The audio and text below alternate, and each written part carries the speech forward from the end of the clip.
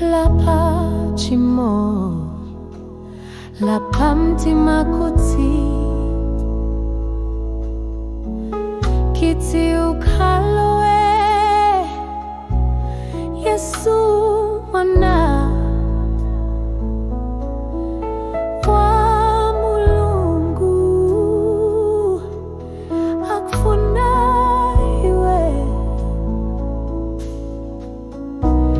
tita muona mbuye diangelo ke kuchokela kubwambako tonse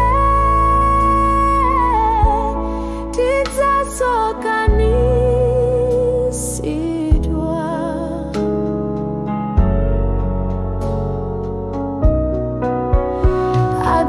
adzatengantu ake oyera mumtima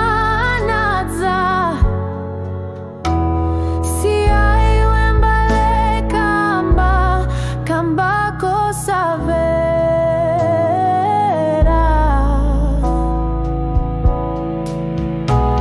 tita muona mbuye diangelo ake kuchokela kubwambako tonse